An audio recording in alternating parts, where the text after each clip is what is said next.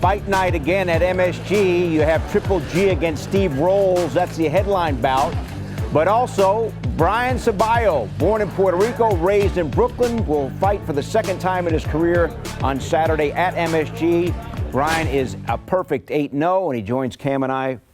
Great to meet you, and what do you think about being able to fight at MSG for the second time in your career? I think it's amazing, and it's an honor. Being from New York, I think is the best place to fight, and even from anywhere in the world, this is the mecca of boxing. You know, this is where the great fights were held with Muhammad Ali, you know, Joe Frazier, everyone, man. Everyone's been fighting here, and it's a pleasure to be here. I always ask the question for fighters, basketball players, hockey players, whoever participates in a sporting event in the Garden. Describe what that feeling is like when you enter that arena space or that sporting space, knowing that you're getting ready to compete in front of so many people.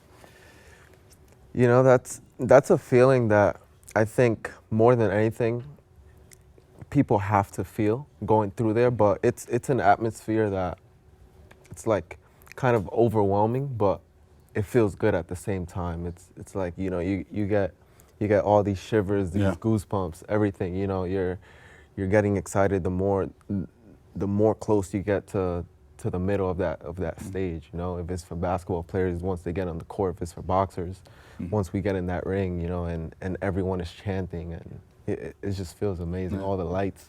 You're having flashbacks right now, I can see. You're 25, you're a perfect 8-0. What are you looking for Saturday and down the line? Saturday, we're looking for the big W to become 9-0.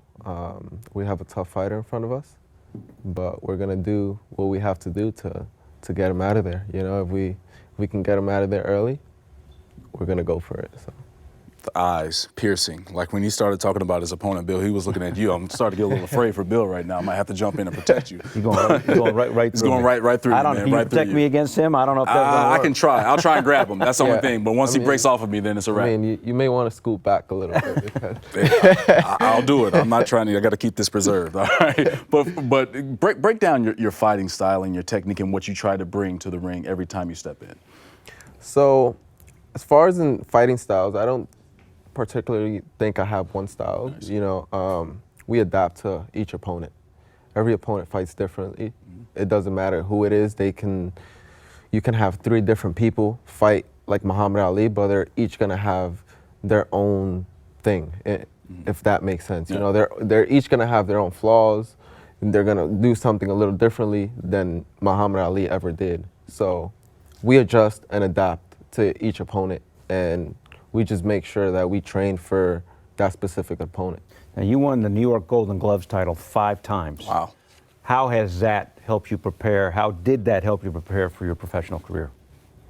Oh, it was tremendous. You know, fighting.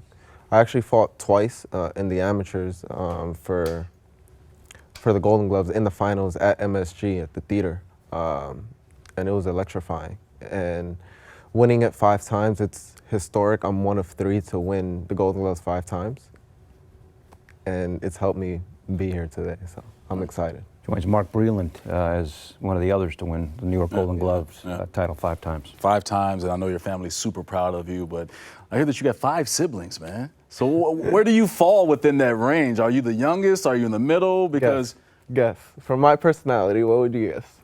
I would say the youngest, somewhere between there. No, I'm the middle child. Middle. What's the personality associated with a middle child? Yeah. I don't know. They say, you know, they're supposed to have all the attention. I don't think I'm that way. Gotcha.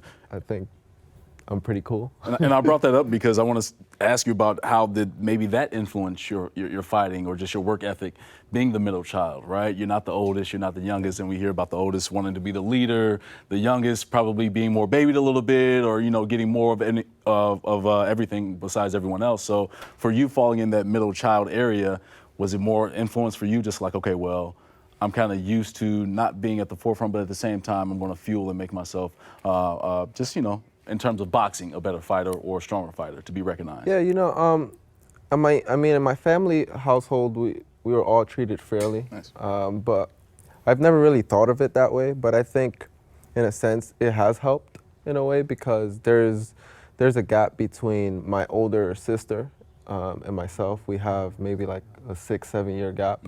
And from my younger sister is the same thing, maybe like a 7-year gap as well. So I think that I was raised a little more independent, and it helped structure my lifestyle into the man that I am today and to put me in the positions that I am today. For more great videos from the MSG 150, check out right there. And remember, our show is on Monday through Thursday, 8 to 10:30 p.m. on MSG Network and MSG Go.